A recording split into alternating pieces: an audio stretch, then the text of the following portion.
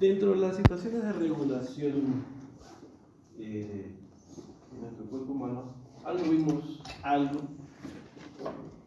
recordatorio de lo que era parte de la situación hídrica, ¿no? Del metabolismo hídrico. Y el agua, pues decíamos, tiene tanto una función. Hablamos de los ingresos del agua. Una forma era a través de la toma, de la ingesta de líquidos o alimentos que tengan líquidos como tal. Y la otra es una producción metabólica. Nuevamente tratemos de recordar estos ciclos de Krebs, ciclos de todas esas cosas, que dentro de una de esas cosas producía agua, ¿no? El agua, pues un elemento muy importante, pues más allá de eso. Y los egresos, habíamos dicho también, una forma de medirlos, pérdidas sensibles, aquellas que podemos medir, y las pérdidas insensibles, aquellas que no podemos medir. Hasta ahí creo que nos quedamos, ¿no? Entonces decíamos, creo que para terminar el tema, las insensibles, la evaporación, la sudoración, la respiración, etcétera, ¿no?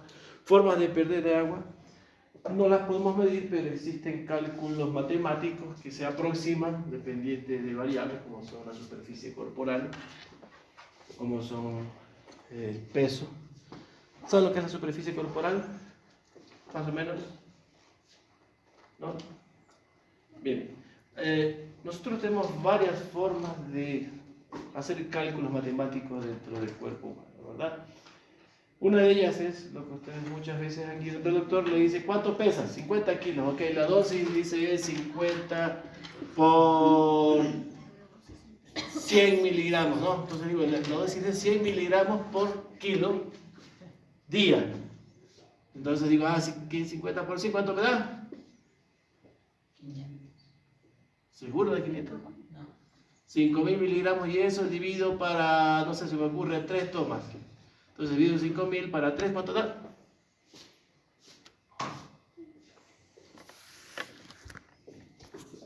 Mira que así se preparan las medicaciones.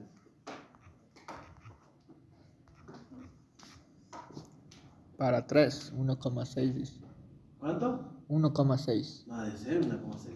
5.000 miligramos para dividido para 3. 1600 entonces. Eso sí, 1.600 miligramos, eso sí. 1.600 miligramos, o si quieres, ahora sí, 1,6 gramos, ¿verdad? Es una forma de administrar medicación. Otras es llamada la superficie corporal. La superficie corporal es una técnica más de cálculos matemáticos, es un poco más complicada, pero hoy por hoy ustedes tienen ya el celular y ustedes van a poner los datos y solita hacen, ¿no? Pero la fórmula les digo, ¿no? Es el peso por la talla dividida para la raíz cuadrada de 3.600. Esa es la superficie corporal. ¿Sí? ¿Estamos de acuerdo? Pero esto no es así.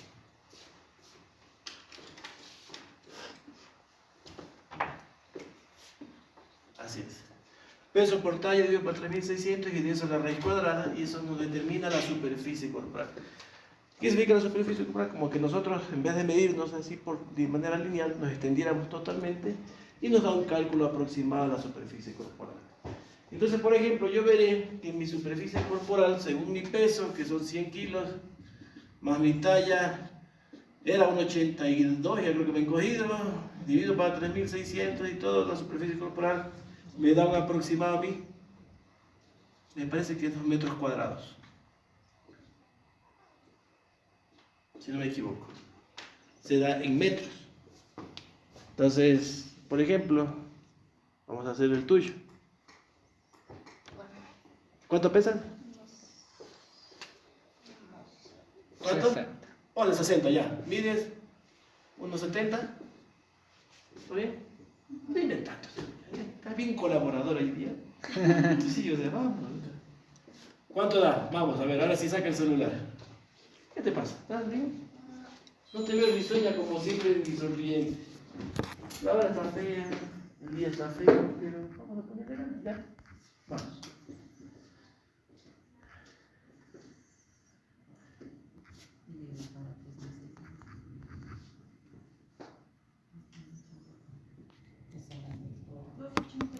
¿Cuánto? 2,83. 2,83. ¿Y la raíz cuadrada de esto?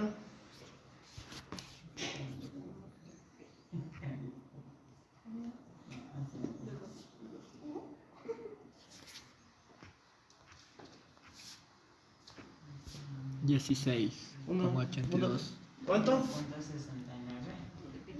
Casi le pego yo, ¿ves? Le puse 1,51, 1,69 más o menos. ¿Sí? Esa es tu superficie corporal si tuvieras ese peso y esa talla. ¿Ya? Entonces hay medicamentos y hay tratamientos que se dan, por ejemplo, las diálisis peritoneales se hacen en base a la superficie corporal. Si yo esto multiplico, por ejemplo, por el índice cardíaco 2,5, me da el gasto cardíaco de un paciente, por ejemplo. ¿Ya? La superficie corporal es una medida más que manejamos muchísimo, muchísimo. ¿Sí? Por eso es que nosotros pesamos y medimos a la gente. A veces tenemos solo el peso y no la talla. Hay una fórmula para hacer cuando no te dan el otro dato, la talla, ¿no? Ojo, nosotros mucho hacemos esto porque una cosa es ver, coger, llegar y medir un paciente. Le medimos, le pesamos, chévere, ¿no? Pero otras veces en una emergencia, tú no tienes chance de medir un paciente ni pesarlo. O sea, si está el paciente ahí, pobrecito, que en medio se muere, lo último que tú piensas es, señora, párese para desmayada, ¿no? Tú haces cálculos más o menos al ojímetro que decimos, ¿no? ¿Cuánto será que pesa la Dianita? ¿Qué será? Entonces, para no ofender, mejor no digo nada. ¿Cuánto pesará el Jairo? Porque se va a ofender después. Sí, pero más o menos damos estimados. Damos estimados. Ya para terminar este tema, hay, por ejemplo, a nivel pediátrico, a veces es difícil cuando entra un paciente en paro. ¿Cuánto pesa el niño? No sé si 5,7 o 15. Hay bastante diferencia, ¿no? Yo peso 100, el otro pesa 98, 2 kilos, no me va a hacer mayor cosa. Pero un niño entre 5 y 15, estamos hablando de 3 veces el peso y te va a cambiar las dosis. Hay unos coches que se llaman los coches Russell Lowe, que es muy bonito en todas las emergencias pediátricas, está o debería estar. Tienen como la cinta métrica de los sastres, ¿no? De las señoras que hacen vestidos. Tú lo pones al paciente así y te da un código, ni siquiera te dice números, sino te dice, por ejemplo, si la cinta es la primera parte, me invento, azul, la segunda parte verde, la tercera rosada, la cuarta naranja. Si el niño llega a la parte azul, tú ya sabes automáticamente y tú tienes una cartilla de todas las dosis de los medicamentos que das para esa cinta. Es una forma muy rápida de emergencia para actuar. Entonces, tú te vas a la cartilla, por ejemplo, ya Jairo llegó a la naranja, llegó el Jairo. Voy a la cartilla y veo la cartilla naranja que está encima del coche, entonces te dice, la adrenalina, la dosis para ese paciente es de tanto, el bicarbonato tanto. Entonces tienes que estar cerrando, ¿cuánto es 0 por 25 por... ¿cuánto será? En adultos es más fácil, porque en adultos ya tenemos generalmente ya hecho un valor mucho más estimado, entre comillas, ¿ya? Esos coches, hoy por hoy se llaman los coches Russell Lowe, un tipo que se metió esa técnica bastante fácil de manejarla, sobre todo para no hacer esto. ¿Cuánto es? ¿Ya? Y una de las cosas que hace enfermería es preparar medicación. ¿Cuánto le toca? Creo que le toca ahí. ¿Cuánto es ahí? No me harán quedar mal, ¿no? No me harán quedar mal, cuando ustedes vayan ya profesionales, hay que ponerle cuánto. Ahí. ¿Y cuánto es ahí? Ahí, así, o sea... ¿Ya? Ustedes son... A ver, voy a hacer la preparación. Por ejemplo, la adrenalina, viene una pollita, así nomás. No les digo de cuánto, pero no me viene ahí. Pero la adrenalina no se pone pura, siempre se diluye. Hay diluciones al 10.000, al 20.000, depende de la indicación, ¿no? Que se llama. ¿Sí? Entonces no harán quedar mal, ¿no? ¿Cuánto hay que ponerle ahí, creo, doctor? Y una vez le dice así, digo, a ver, pero dice, ¿ahí suyo es ahí mío o ahí de la otra persona? ¿Ya? En eso sí tienen que ser exactos. Bien, con eso terminamos el tema, ¿no?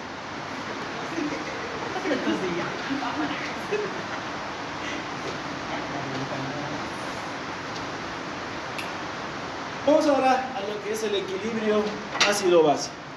Algo de bioquímica, imagino, ¿vieron eso? ¿Vieron algo de ácido-base? ¿Sí? ¿No? Ya no me acuerdo. Más o menos. Algo te pasa, me tienes esa cara preocupada. El famoso pH. ¿Sí? O potencial de hidrogeniones.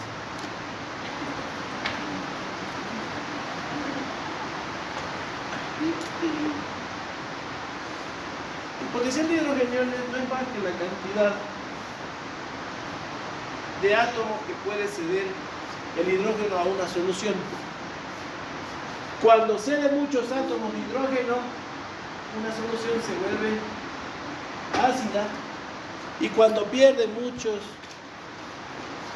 potenciales hidrogeniosos, una solución se denomina básica o alcalina, como quieran decir. ¿Ya? Tomamos ácidos y álcalis todos los días, ¿verdad? Todos los días nosotros tomamos. Voy a poner, a veces la gente piensa que los ácidos son veneno y todo. Ustedes tienen el vinagre. ¿Qué es el vinagre? ¿Ácido qué? Ácido acético. Por ahí tenemos la vitamina C, que tiene parte de los cítricos, ¿verdad? Ácido cítrico. ¿Sí? Vienen compuestos de muchos elementos. Tenemos compuestos alcalinos. La leche, por ejemplo, es un compuesto alcalino, tiene muchas bases, en fin. Y eso nosotros también tenemos en nuestro cuerpo humano. Nuestro cuerpo humano tiene una regulación que está dentro de un pH, de una escala. Ustedes se recuerdan la escala de la acidez a la alcalinidad es de el 1 al 14, ¿verdad? Siendo el 7 el valor neutro.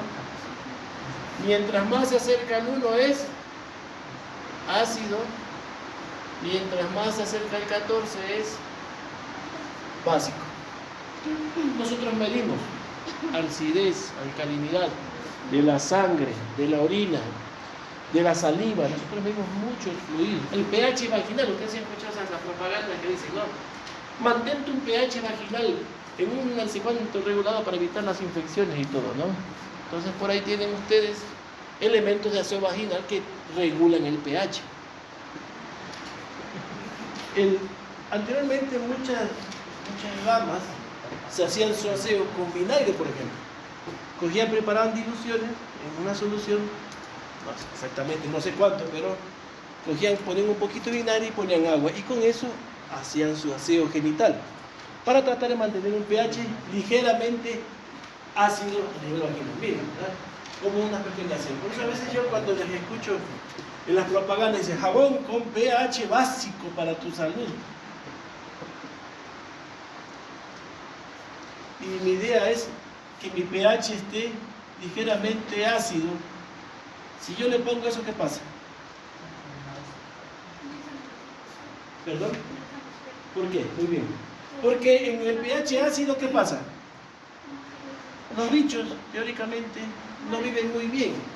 Pero si yo le cambio el pH a otro elemento básico, estos bichos van a estar felices. ¿Verdad? ¿Sí o no? Entonces miren cómo esas las propagandas nos meten tonteras así como la enterogermina, que la enterogermina sirve para la diarrea, que no sirve para la diarrea. ¿Ya? A mí que me muestre la enterogermina sirve para la diarrea, le doy premio Nobel. ¿Ya? Entonces, el pH, miren como una situación tan común, que es la secreción vaginal.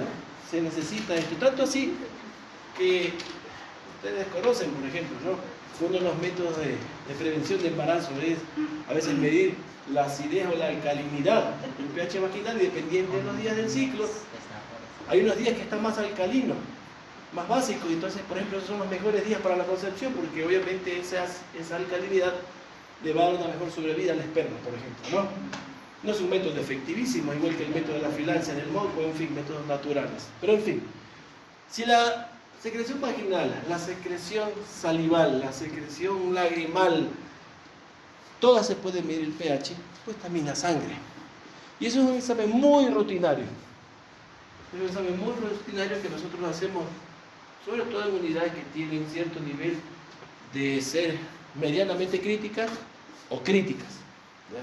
Emergencias, neonatos, cuidados intensivos, cuidados postoperatorios cardíacos, en fin, todas ellas es una forma de saber inmediatamente cómo tengo mi sangre, cómo está de alcalinidad o acidez.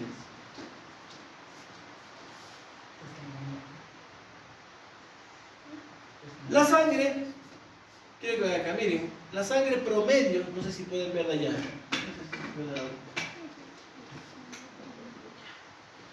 La sangre promedio nosotros juega una ligera alcalinidad. el promedio es 7,35. O sea, de lo neutro, un poquitito hacia la alcalinidad. Con un rango que va entre 7,35 a 7,45. Ese es el rango del pH de nuestra sangre.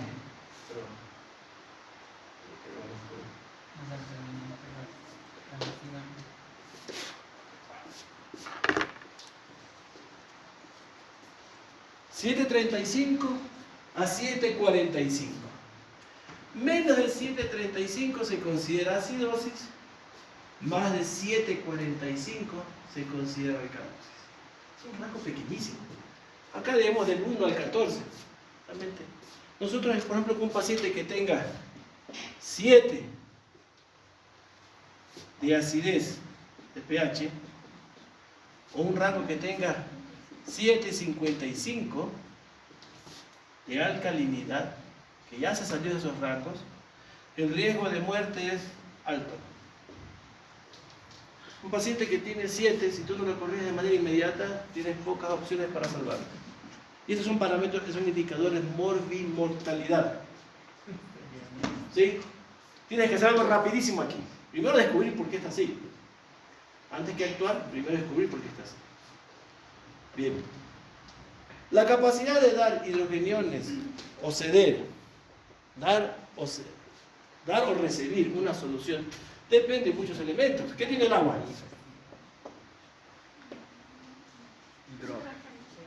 Hidrógeno, ¿verdad? El hidrógeno y el agua está ¿en dónde? En todos lados, en todas las secreciones. Entonces, la capacidad de este hidrogenión de dar electrones o de recibir electrones, entonces obviamente es una situación bastante ligada al metabolismo del cuerpo humano. Yo puedo modificar todos estos patrones de acidez o alcalinidad en base a varios elementos, ¿no? Pero básicamente hay sustancias que se llaman las sustancias buffer, eso los gringos buffer, ¿verdad? Nosotros decimos tampones. ¿Qué es un tampón? Tampón, más o menos. ¿Saben ustedes? No, ¿qué es un tampón más o menos? Una sustancia tampón. ¿Han escuchado ese término? ¿No? Es una sustancia que va como a tratar de contrarrestar lo que está haciendo. Entonces, por ejemplo, si estás tú muy ácida, yo fabrico o libero una solución que vaya a contrarrestar esa acidez. ¿Qué condición tengo que ser yo? Ser lo contrario, ¿verdad? ¿Qué soy yo entonces en este caso? Un básico, ¿ya? Entonces con eso trato de ¿qué? De neutralizar, ¿ya? Un ácido tú lo neutralizas con básico. Un básico tú lo neutralizas ¿con qué? Con ácido. Si yo le pongo un ácido más ácido, se va a hacer más ácido, obviamente, pues, ¿no? Entonces, obviamente, esas son situaciones que el cuerpo humano fabrica. Y hay varias formas de nosotros crear estas soluciones bajas, ¿no? Pero sobre todo de regular el pH. Y el pH se regula básicamente por dos sistemas. Un sistema respiratorio, en el cual el CO2, lo que vimos la vez pasada, la producción de CO2, va a determinar acidez o alcalinidad respiratoria. Y un sistema renal que básicamente va a mover el bicarbonato. ¿Ya? Son estos dos elementos que entre la subida o disminución de ellos van a tratar de regular. Voy a intentar más o menos explicar el tema.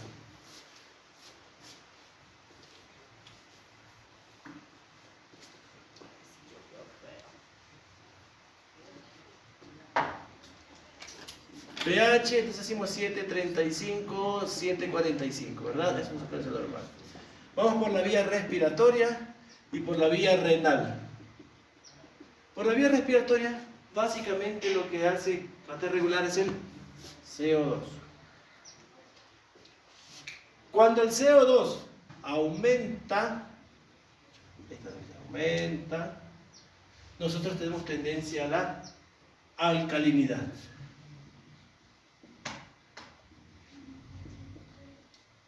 Cuando el CO2 disminuye, tendremos tendencia a la acidez.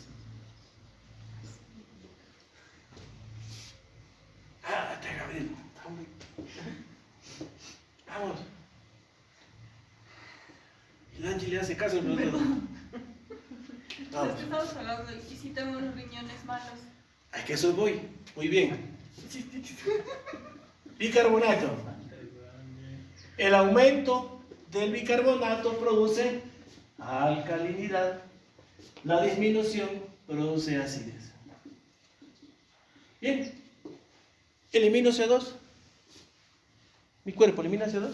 Sí, siempre, ¿verdad? Cada vez que yo elimino CO2. Eso hago yo siempre. Trato de eliminar CO2. Cuando produzco orina, ¿elimino bicarbonato? Sí. Entonces, generalmente estoy eliminando esos elementos. Por tendencia pura, yo siempre trato de eliminar esos elementos, porque si se me quedan adentro, ¿qué se me va a pasar? El CO2 se va a hacer alcalino, o en el caso del bicarbonato, si se me queda, también se va a hacer alcalino. Si pierdo mucho CO2, se va a hacer ácido, y al igual que el bicarbonato. Entonces vamos a trabajar al revés ahora. Bien, de atrás para adelante ya que me hiciste la pregunta. Resulta que no puedes orinar. Tienes una insuficiencia renal como parte de un gran problema. Una de esas es que no puedes tener un buen equilibrio de bicarbonato, tanto en la producción como en la excreción. Bicarbonato se produce en muchos sitios de bicarbonato, por ejemplo la saliva. ¿Verdad? Ya vamos a ver luego nosotros un capítulo que se llama gástrico y vamos a ver que hay muchas soluciones que se producen, por ejemplo a nivel digestivo desde la boca. La saliva no solo sirve para mojarse los labios, sirve para un montón de cosas. La saliva tiene un montón de elementos y una de ellas que tiene bicarbonato. El páncreas produce bicarbonato, el intestino, el estómago produce bicarbonato. No sé si ustedes recuerdan, por ejemplo, que en el estómago se produce ácido clorhídrico. Es terrible, tanto así que el pH del estómago creo que es de 3. Te quema. El ácido clorhídrico a ese nivel te quema. Pero el estómago no se quema. ¿Por qué? Porque se produce también bicarbonato que recubre la pared que conjuntamente con el moco intestinal disminuyen el impacto de la acidez. Uno de los grandes problemas que nosotros siempre vemos es que tenemos gastritis y decimos, me arde el estómago, ¿verdad? ¿Por qué te arde? Porque primero tú has hecho, vamos a asumir, ustedes cuando ya van a trabajar van a sufrir gastritis. Van a vivir pero como enfermeros van a sufrir gastritis de aquí hasta que se jubilen. Peor si estás de turno. No, si estás de turno, ya vamos a comer. Espérate, si ya recién salió la paciente de la cirugía, te toca atenderla a ti. Pero no ha almorzado, qué pena. ¿Ah? Dime, a ver, ¿qué vas a hacer? ¿Ah? Vas a hacer la técnica que hacemos todos nosotros. Yo llevo a mi casa, llevo una fruta, llevo por ahí lo que encuentro, porque como cuando puedo. Y ese comer cuando puedo te hace un desorden alimenticio y te hace daño, pero es el cuando puedo, cuando más te friegas. Entonces comienzas a tener a arderte el estómago, ¿verdad? Uno dice, tengo una acidez, ¿verdad? Es muy común esto, sobre todo para nosotros. Déjense la hija. Vamos a ver. ¿Qué te pasa, hija? ¿No te sientes bien? ¿Quieres irte? La verdad. Ándale. Tienen la confianza conmigo suficiente para decirme las cosas. Yo te noto que no estás bien.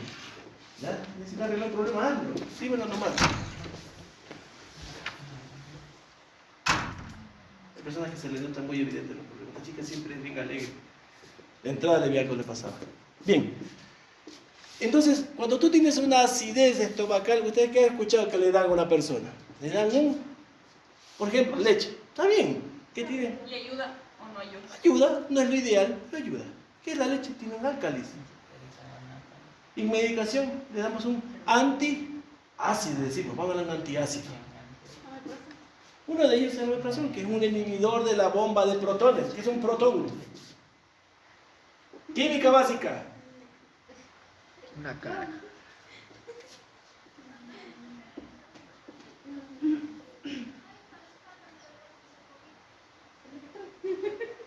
¿Qué es un protón? Química. ¿Carga? Ya, entonces ¿se acuerdan que le decía que el hidrógeno da esto? O da electrones o quita electrones o protones. ¿Sí? Si da, produce acidez. Si le quitas, produce alcalinidad. Tú metes el medicamento que dice, ay, se me olvidó tu nombre, Sayán, le das un antiácido, le das un inhibidor de la bomba de protones. Se escucha bonito. Un inhibidor. Entonces, por ejemplo, un medicamento de esos es el omeprazol, ¿ya? Que actúa como un antiácido. Antiácido. Porque te vas a la fisiología. Yo siempre he dicho, la fisiología es lo más bonito del mundo para mí. Porque si tú llegas a explicar cómo funciona el medicamento, funciona por esto, no por farmacología. Funciona por fisiología. Tú fabricas muchos protones. Estás dando muchos protones, me estás dando acidez. ¿Qué hago? Quito la fábrica de protones. Inhibo la fabricación de protones. Con eso disminuyo la acidez, por ejemplo. Miren, ese es un ejemplo. ¿Ya? De un tipo de antiácido. Hay varios tipos de antiácidos, varios tipos de mecanismos farmacológicos. Básicamente, lo que quiero yo demostrar es que cuando tú tienes alteraciones de una u otra forma, tú puedes quitar o dar muchos elementos. Quiero, por ejemplo, voy a retener CO2 en mi cuerpo. Voy a hacerlo voluntariamente. ¿Qué dicen? Apnea, ¿verdad? ¿verdad? Muchos pacientes que tienen alteraciones respiratorias hacen esto. Ustedes van a manejar algún día cuidados intensivos. Y eso es, por ejemplo, que usted va a ventilar a ese paciente a lo que usted calcule. Jairo, tienes ese paciente ahí que está inconsciente y no puede respirar solo. Está conectado a una máquina. ¿Sabes manejar ventilación mecánica? Vas a decir, y ese rato vas a estar preparado. Sí, yo sé manejar. Ok, arma el ventilador. Tú dices, arma el ventilador. ¿Cuánto pesa? ¿Cuánto es la superficie corporal? Y todos los cálculos respiratorios que vimos nosotros, ¿se acuerdan? Todas esas cosas, tú vas a calcular. Entonces digo yo, el volumen corriente para ese paciente es el volumen tidal. La presión respiratoria al final de esa es de 5. La presión respiratoria, el tiempo regulatorio, así, tú haces el cálculo. ¿Para qué? Para tratar de simular lo que ese paciente debe respirar, entre comillas, fisiológicamente. Te equivocas y le das, dices, ok, la frecuencia respiratoria de ese paciente debe ser 30. Te equivocaste, le diste 60 de frecuencia, el doble. Si tú simulas una fisiología, haces esto. ¿Qué estás haciendo? Metiendo una frecuencia tan alta que incluso estás sacando CO2 más rápido de lo normal. Y el CO2 te hace esto, se baja. ¿Eh? Y provoca una alcalinidad respiratoria, por ejemplo. Y esa sí es culpa de la persona que hizo mal el cálculo. Es fregado, vean, ¿eh? A ver, dime. Mi mayor cantidad de CO2 no era alcalinidad. Cantidad en la sangre. A ver, no confundas cantidad que sale. Si yo tengo la sangre, se me va a ocurrir, voy a poner un ejemplo real, 45 de presión parcial de oxígeno. ¿Ya? Esto es más o menos el valor a nivel de la vena. A nivel arterial, la presión parcial de CO2 es alrededor de 40. ¿Ya? La sangre venosa tiene 5 más promedio que el este. Bien, resulta que yo tengo y mido y tengo 60. Tengo 60 encontrado en la sangre. O sea, ¿se está quedando o se está saliendo? Se está quedando. Quiero sacar CO2. ¿Cómo lo sacas? Bien, vamos, a ver. Quiero sacar CO2. ¿Qué debes hacer? Aumentar la frecuencia. Aumentar la frecuencia respiratoria. Porque cada frecuencia, cada vez que hago esto, boto CO2. Si eso aumento, voy a sacar CO2 rápido. Es lo que hace el cuerpo humano fisiológicamente cuando tú corres. Entra oxígeno, sale CO2. Entra oxígeno, sale CO2. Entra oxígeno, se comienza a acumular el CO2, ¿verdad? Porque está demorando el metabolismo. Y se está quedando porque el metabolismo de consumo de oxígeno en la respiración, ¿qué tipo de respiraciones tenemos celularmente? Dos tipos de celulares, ¿verdad? Una aerobia y una anaerobia. Mientras yo estoy con un sistema de compensación de oxígeno, es aerobio, ¿verdad? Chévere. Pero si yo comienzo a consumir, hay un rato que ya el oxígeno no es capaz de hacer esto y comienzo a hacer una respiración anaerobia. Y tú comienzas a producir mucho CO2, mucho lactato. Ya vieron ustedes bioquímica, vale que no. Y hay mucho lactato. El lactato Es otra de estas soluciones, igual que el CO2, que se comienza a producir cuando tú tienes estrés físico. ¿Ya? Si yo tengo producido mucho CO2, ¿qué hace el cuerpo humano para tratar de sacar ese CO2 que se está produciendo? Aumenta la frecuencia respiratoria. ¿Ya? ¿Me entendieron esta parte? ¿O no? ¿Más o menos? Más o Te menos. veo dudoso. Otra vez. Bien. Tengo 40 en CO2 en mi arteria. Resulta que estoy enfermo. Ojo, esto nos puse yo un ejemplo en la actividad física. ¿Ya? Rosita? Ya, tranquilo. Yo comienzo a hacer ejercicio. Vamos con el ejercicio primero, antes de entrar en patología. Estoy corriendo, me aumenta 50. ¿Cómo estará mi sangre en base al CO2? ¿Ácida o alcalina? Alcalina. Alcalina. A ver. Ácida. Sí, ojalá, si no es izquierda de derecha. Pero está bien, ¿no? Eso se llama inteligencia ¿Por qué emocional. está sacando CO2? ¿Ya? Porque Me está incrementando en la sangre el CO2. Está, ah. Si tengo CO2... Ok, aquí creo que ya... Tiene razón, fue mi error. Si tengo CO2 alto en la sangre, es... Se está volviendo ácida. Bien. En este caso, mi sangre se está volviendo ácida. ¿Qué tengo que hacer yo? Tratar de bajar el CO2, ¿verdad? ¿Cómo hago para que ese CO2 que esté alto en la sangre se disminuya? Yo les decía, aumenta la frecuencia respiratoria. Porque mientras más frecuencia respiratoria, más elimino CO2 por la respiración. Voy a ponerles un ejemplo, yo creo que es la parte que están confundidos. Ustedes son la sangre y yo soy la respiración. Yo necesito sacarlos a ustedes. ¿Cómo la saco? Respirando más fuerte, ¿verdad? Entonces yo respiro más fuerte. La estoy botando a ustedes. Ustedes siguen produciendo. Ya no me puse en 3, me puse en 6. Y ahora tengo que trabajar más rápido. ¿Verdad? Hasta que un momento que ya no puedo.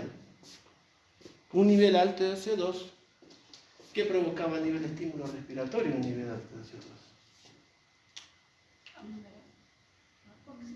Algo así. ¿Te acuerdas cuando decíamos ciertos niveles de CO2 también se necesita para estimular el centro respiratorio? Decíamos el CO2 es el mejor estímulo para que una persona respire. Se le va un tiempo y ¿qué hace esa persona? ¿Ya? Decíamos el estímulo químico de la respiración es el CO2 antes que el oxígeno. ¿Ya? Entonces mira, como en este caso, si tengo mucho CO2, ¿qué tengo que hacer? Tengo mucho CO2 en la sangre, va a la protuberancia, ¿se acuerdan que había unas células aquí? Y dice, hey, el sensor de CO2 dice que hay mucho CO2 en la sangre. ¿Qué hago, señor? Respire más rápido. Tengo que sacar el CO2. Nosotros decimos una fórmula bastante simpática a nivel médico. Decimos barrera. Chuta, tengo un paciente con CO2 de 60, 70, hay que barrer el CO2. En pacientes ventilados lo que hacemos es aumentar la frecuencia respiratoria. O también hay otras técnicas más, ¿no? Pero una de esas es aumentar la frecuencia respiratoria. Por eso tú cuando comienzas a correr, comienzas a subir el CO2, tú comienzas también a generar más frecuencia respiratoria. ¿Ya? ¿Sí? No sé si me cacharon por un poco el tema. Esas son situaciones que ocurren, por ejemplo, a nivel respiratorio. A nivel renal, que es el siguiente capítulo. ¡Ay, amigo! Ay, es que estaba concentrado, profe. Chuta, más concentrado que el jugo. Yo a este paso no voy a cobrar ni una media hora de clase, que siempre me olvido. Que le pague el Jairo, profe. Sí, debería, ¿no? Hagamos vaca y le pagamos. ¿Qué vaca? Hagamos. Parece que te olvides. Hagamos, ¿viste, ve? Ofreciéndonos al resto. Y lo peor que ya aparece la día miércoles, ¿no? Pero me parece la opción. El viernes no cobra, profe. No aparece la opción. Ya. Entonces, nosotros tenemos que jugarnos en ese equilibrio de acidez y alcalinidad. Porque nosotros una cuestión fisiológica es la actividad, ¿verdad? No siempre estamos acostaditos. Hacemos actividad. leve, moderada o intensa, depende de qué actividad. La actividad no solo depende de un ejercicio físico. Estás estresado. Te aumenta la actividad, ¿verdad? Te aumenta el metabolismo. Es una situación real. Pero también vienen las enfermedades. Una enfermedad, cuando tú estás enfermo, el metabolismo aumenta. ¿Sí? Entonces tú tienes un mayor consumo de energía. Por eso es que tú, por ejemplo, muchas de las enfermedades que te dan. La fiebre. ¿Qué es la fiebre? Es un aumento de temperatura. Un aumento de temperatura, ¿qué sea por qué? Por un aumento del metabolismo. Estás consumiendo mucho más nutrientes de lo normal, porque la fiebre es un aviso de que algo te pasa y tu cuerpo comienza a reaccionar, produce más leucocitos, por ejemplo, si es un proceso inflamatorio, hay alteración hormonal, generas vos un trastorno hídrico, metabólico, todo esto se altera, ¿ya? Yo les decía antes que me olvidé este tema, una de las cosas que se produce es el CO2, ¿verdad? En parte del metabolismo. Otro es el lactato. El lactato es un indicador, hoy por hoy, muy importante en estos exámenes que hacemos de pH y gasometría, es un indicador mucho de morbimortalidad. Yo lo uso todos los días el lactato. En los pacientes que tenemos graves, cuando estamos en bomba, según el lactato, digo, uy, tengo un lactato, se está elevando, algo pasa. El lactato habla de que cuando tú tienes esta respiración anaerobia, ya no estás cogiendo oxígeno como tal, sino lo que te queda, la célula comienza a trabajar mal. ¿Cómo se llama un ambiente que hay poco oxígeno? Decíamos en algún momento. Un ambiente hipóxico. Es un ambiente normal de oxígeno, ¿verdad? Pero si metemos 200 personas aquí, el poco aire que se va a consumir, ¿verdad? Sobre todo el oxígeno. ¿Y vamos a producir qué? Mucho CO2. Eso va a producir un ambiente bajo en oxígeno, que se llama un ambiente hipóxico. Y cuando ya no hay oxígeno, ¿cómo se llamaba? Necrosis. No inicialmente. Puede llevarte a la necrosis. Anoxia. Sin oxígeno. ¿Sí lo decíamos? Anoxia. Y si esa anoxia tú no la resuelves, va a llegar a la necrosis. ¿Qué va a pasar con la célula? Va a morir. Si libera mucho lactato, el lactato es un predictor de que hay un metabolismo malísimo. Cuando nosotros tenemos el lactato elevado, y esto lo ve enfermería. La enfermera muchos hacen gasometría, sobre todo en pacientes críticos. Vea, doctor, tenemos un lactato de 9. ¿Qué? Todo el mundo corre, híjole, 9, chuta. 9 está cercano a mortalidad entre el 50 y el 70% de pacientes. Lactato de 15. Así la Juanito, para que no se muera. Amén. Tiene una mortalidad cercana al 90%. Es un indicador, ¿qué estás hablando? Que lo último que tú mides, antes nosotros teníamos un sistema de medición muy amplio. Voy a irme, la medicina de hace 500 años atrás se decía, ¿no? Paciente que no come, muere. Era un indicador, es verdad. ¿Cómo se llama cuando un paciente no come? Una persona no come, ¿cómo se llama? No. Hiporexia. Una persona que no come es un indicador de que se va a morir. Anteriormente, la única forma de comer por dónde era la boquita. Desde que se inventó las vías de administración, la intravenosa, la arterial, la ósea, todo eso, ya podemos administrar una especie de alimentación a través de nutrientes, ¿no? Suplementos, complementos, etc. Entonces el niño no come porque no está comiendo, no tiene autonomía, está intubado, lo que sea. Le metemos una sonda, una nutrición enteral, etc. O damos nutrición parenteral. Hacemos una preparación con proteínas, con lípidos, con carbohidratos y la damos por la vena. ¿Sí? Eso nos ha permitido ahora, por ejemplo, ya sacar esto. Como dice Angie, paciente que no come muere. Ahora ya no, ya tenemos otro aspecto. Ya, ok. Pero yo también tengo que ver que ese paciente, cuando está muy enfermo, también tengo que darle una oxigenación adecuada, porque si no, mis células se van a morir. Una cosa es que se te muera el dedo, ya se me murió el dedo, ya. Me quedé sin dedo, ya.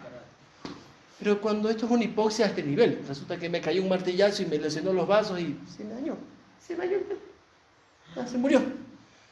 Pero si mi hipoxia es general, falla multiorgánica, cerebro, hígado, riñones, intestino, todo, te vas a morir. Si no haces tú algo, incluso haciendo algo te puedes morir. ¿Ya? Las fallas multiorgánicas son muy graves. Cuando ustedes escuchan alguna vez que alguien habla de un paciente y dice, chuta, está en falla multiorgánica, piensen mal. No en el mal sentido, sino piensen de que el pronóstico es pésimo. ¿Ya? Y mucho de esto es a través de esto. Nosotros somos predictores, valores. No todo en la vida es absoluto. No todo en la vida es absoluto.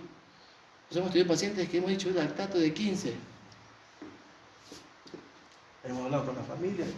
Nunca decimos se va a morir, decimos tiene alto riesgo de mortalidad. Nosotros tuvimos un niñito que estuvo 72 horas con valores de 15.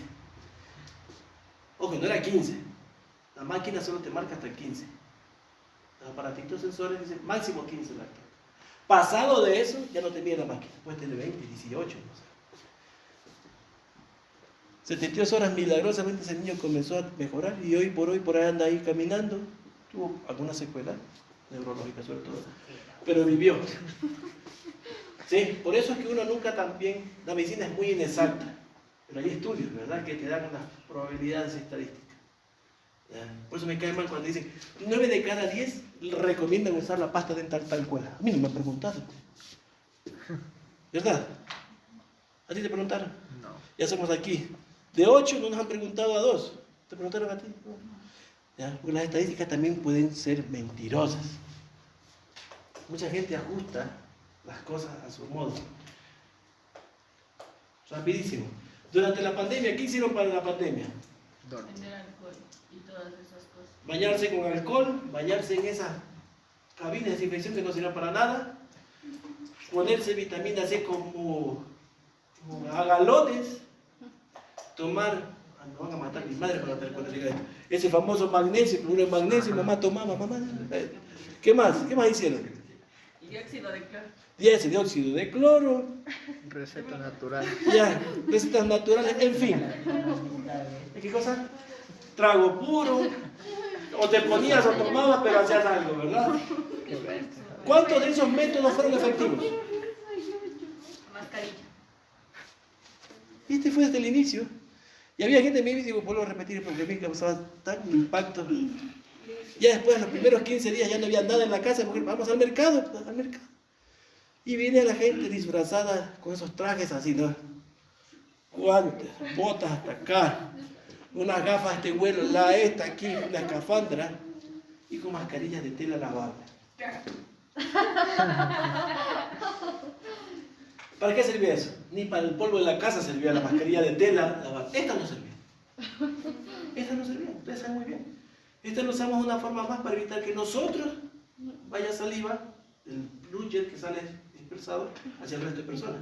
Pero el nivel de filtración de esto es mínima. Por eso esto es, no, casi una mala palabra, pero esto es una cosmética el tema. Las otras sí, las K95, ¿por qué se llama K95? N95 como quieran. Porque tienen poder de filtración cercano al 95%. O sea, ¿qué quiere decir? Que a pesar de eso, tiene un 5% que puede filtrar, que puede pasar. Y esas metodologías, todas ineficientes, ¿qué estamos hoy día? El domingo, ya dijo la OMS, se acabó la pandemia. ¿Ya? Yo tengo COVID. ¿Y tú puedes tener COVID o no? Ni lo dice. ¿Puedes tener COVID? Puedo ir ¿Puedes tener COVID? Ya. Yo mañana, porque ya se quedó como la gripe normal, como la hepatitis, como la diarrea por salmonela, se quedó como una enfermedad más para toda la vida. Probablemente un manejo medio raro, no quiero lucubrar. A la final lo único aparentemente efectivo fue la vacuna. Más allá de la diversidad de opiniones que puede tener, es lo único que tal como entre comillas funciona. Hay gente que nunca se ha vacunado. Yo tengo una persona muy cercana a mí, nunca se ha vacunado, nunca le dio nada. Pero eso jugar a la suerte, ¿verdad? Apostemos ahorita en la ruleta rusa, apostemos al 15. ¿Cuántas veces te da el 15? Pocas, ¿no? Hay gente que a la primera alcohol y se hace millonario. Estas son cuestiones que nosotros tenemos estadísticamente como valores predictivos de una u otra cosa. ¿Qué es morbilidad? ¿Sabes lo que significa la palabra morbilidad? La tasa de muerte. Esa es mortalidad. Morbilidad es la capacidad de enfermarse. ¿Ya? Mórbida. ¿Ya? Esa es la capacidad de enfermarse de manera comprometedora. Entonces, cuando digo paciente tiene una alta tasa de morbilidad de enfermarse. Grave, leve, moderado, etc. ¿Ya? Bien, hasta aquí. ¿Alguna pregunta? Ya. Entonces en el bicarbonato, mientras mayor es alcalino Mientras más tengas en la sangre, vas a ser más alcalino. y menor es ácido. Y mientras menor, es ácido. Pacientes que tienen insuficiencia renal, por ejemplo, que tú me decías los riñones, ellos no llegan a controlar esto. ¿Y qué se hace? Los que tienen insuficiencia renal, depende si es aguda o crónica. Aguda, mañana te enfermas, alguna cuestión te da, no, tuviste una situación que los riñones no filtraron, y esto te produjo un tema de que no eliminaste ciertos metabolitos, creatinina, ácido úrico, etcétera, que son malos que se queden en la sangre. Puedes ayudarle y de repente funcionan otras tus riñones. Aguda. Una infección urinaria, te puede dar eso, ¿sí? Por eso mucha gente dice, no, si solo es un poquito que me arde nada más. Después de algunos días tiene una pielonefritis y después de unos días le dañó los riñones. Por una infección urinaria simple y silvestre. ¿Sí? Todo es culpa de la producción. ¿Sí? Ese es un ejemplo, ¿no? Pero vamos a asumir aquellos pacientes que tienen insuficiencia renal crónica. Ya sus riñones no sirven para nada. Ellos tienen unas terapias, son las famosas terapias de reemplazo renal. O sea, algo que haga que simule que sea el riñón. Las famosas diálisis. Hay varios tipos de diálisis. Generalmente son dos grupos. La hemodiálisis. Vienen, a vos te conectan, te cogen en la sangre, te sacan, te meten a unos filtros con unas soluciones lavadoras que tienen destroza, bicarbonato y otras cosas más, y entran a tu cuerpo por otra vena. Las famosas diálisis, hemodiálisis. O las diálisis peritoneales. Cogen, te conectan, te hacen aquí un huequito al peritoneo. El peritoneo es esta membrana, ¿se acuerdan que recubría al intestino, verdad? Una gran membrana. Y esa membrana tiene una capacidad filtradora excelente. El que descubrió eso fue Pilísimo, un fisiólogo. Dijo, ¿y si en vez de hacer en la sangre usamos el peritoneo mismo? Entonces cogen, te conectan una manguerita aquí y el paciente está conectado ahí con esa manguerita dentro del peritoneo. Y pone soluciones así mismo, soluciones dializantes. Y está permanentemente ahí, dándose ahí. ¿Qué es una esclavitud? Sí. Las personas que tienen tratamientos de diálisis, las que manejan ya diálisis peritoneal es fácil. Yo tenía una amiga mía que ella llevaba a la playa sus bolsitas, compraba quequito, se bañaba, salía y ahora sí, en la noche, su diálisis. ¿Ya? No es simple tampoco, no estoy tomando así a la ligera, pero ya podía moverse. Las personas que tienen hemodiálisis de 2 a 3 veces por semana, esclavizadas a un equipo, cuando hay, son bastante caras. ¿Sí? Imagina para toda tu vida. ¿Tratamiento definitivo para eso? Trasplante. No siempre hay. No siempre todo el mundo, por más interés, yo quiero ser donante. No es compatible. O sea, no es tan fácil, ¿no? Es muy caro. Y tampoco no es que el trasplante renal ya mañana sales corriendo y ahora sí voy a orinar donde sea. ¡Shh! No es así. Pero esa prueba de infección de vías urinarias sí te puede llevar hasta una diálisis. A ver, la infección urinaria te puede dar un daño renal. Y un daño renal a una insuficiencia renal aguda o crónica. Muchas veces hemos tenido infecciones urinarias, todos. Las infecciones urinarias son un poco más frecuentes en las mujeres, por un motivo anatómico, ya vamos a ver. Porque ustedes tienen una uretra más chiquita. ¿Por qué qué? Por eso, porque tiene una uretra más pequeña, entonces es más fácil contaminarse. La ventaja de ser hombre es que la uretra va dentro del pene y tiene unos 10 centímetros más o 15 o otros más. Ya depende del beneficio de otro. Uy. ¿Ya? Sí, el tamaño de la uretra obviamente hace esto, ¿no? Entonces las uretritis y cistitis son más comunes en las mujeres por su anatomía. ¿Ya? El embarazo. ¿Qué le digo que El embarazo es una condición de que las mujeres, peor todavía, se aplasta la vejiga, se deforma la uretra por el embarazo, por lo que mismo ocupa el espacio intraabdominal, el útero, ¿no? En fin. Pero una infección urinaria puede ser algo simple. Una infección a nivel de la uretra en su parte final y que muchas veces, oriné un poquito raro, me siento un poco rara, pasó. Puede ascender. De una uretritis a una cistitis. De una cistitis a una nefritis, a una pielonefritis. Una pielonefritis puede también pasar. Hay gente que tiene suerte o no. La cosa es detectar a tiempo y dar el tratamiento a tiempo. No todas las infecciones urinarias necesitan tratamiento de entrada, porque aquí somos muy buenos para esto. Ve algo, me está como ardiendo, ¿qué me da pastilla? Tengas antibiótico. ¿No? Hay muchas enfermedades que no necesitan nada. Yo siempre creo que les voy a decir hasta la saciedad, ¿no? Hay muchos pacientes que van a mí esperando que yo les dé la receta así, porque el paciente sale contento. Es una forma de controlar al paciente. Yo a veces me molesto cuando la gente dice, ay, me fui al seguro y solo me dieron paracetamol. ¿Qué tenía? Un poquito aquí. ¿Qué más quieres? Es que no veo, ¿qué más quieres? A ver. Tengo un grano. Yo tuve una paciente que tú dices, no por un granito, por un comedón que se hizo, si son abscesos, se hizo un poco más grande. Tú podías tratarlo con un antibiótico simple, ¿verdad? Tetraciclina, sobre todo, utilizan mucho, pero están parecidos a esto, ¿no? Y le dieron ceftriaxona. Ceftriaxona está determinado para infecciones de un nivel mediano a complejo. Pobre mujer la torturaban todos los días, pinchándole la nalga. Digo, por último, si te va a poner que te pongan un DICH llama esos catéteres, pero de manera continua, para que no estén pinchándote cada rato. Se lo dejas ahí y durante los días que estás, solo sacas la tapita, pones ya. Bueno, que 7 días, 3 veces al día, 21 pinchazos. Esa mujer cuando me vino a ver, ¿sabe por qué ve?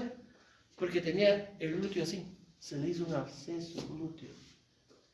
Y en vez de ahí, entonces yo cogí, le drené casi 1000 cc de pus, o sea,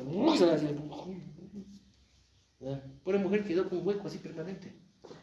¿Ya? Porque hay un proceso de incluso muscular, del glúteo, no solo grasa. Poner inyecciones no es tan fácil como dicen, ¿verdad? No, sí es fácil poner inyecciones. Saber por qué y cómo hacerlo es lo difícil. Para eso se estudia. Bien. pH, acidez, alcalinidad. Ah, eso.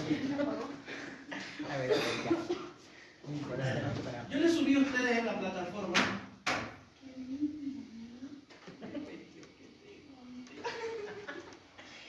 Soy una chica de 22 años. Pero no soy yo. Bien. Yo les subí, no sé si pueden ver allá. Angie, ¿tú sí puedes ver? A ver. Poquito. Aquí. Acá más de que no sé cómo ampliar. Miren, por ejemplo, ¿no? Aquí está el potencial de hidrogenidad, el pH, ¿no? Con los valores que decíamos, ¿no? Pero miren, por ejemplo, a nivel metabólico, la acidosis metabólica, cuando baja el bicarbonato, produce acidosis. Cuando aumenta el CO2, acidosis respiratoria. Al revés, en la alcalosis, cuando aumenta el bicarbonato en la sangre, alcalosis metabólica.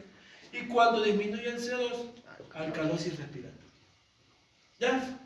Son términos que van en una especie de balanza en cuanto al tema, ¿no? Pero yo puedo adivinar mucho estas situaciones solo por interpretar una gasometría. Ya. A ver, díganme. Estos son los valores promedios que nosotros hacemos cuando sacamos una gasometría. La gasometría generalmente es un examen que se utiliza o sangre arterial o sangre venosa, se pincha y se obtienen pequeños volúmenes. Se obtiene con sangre, con una jeringuilla especial que esté heparinizada. ¿Qué significa? La heparina es un elemento, es un fármaco que hace que la sangre no se coagule.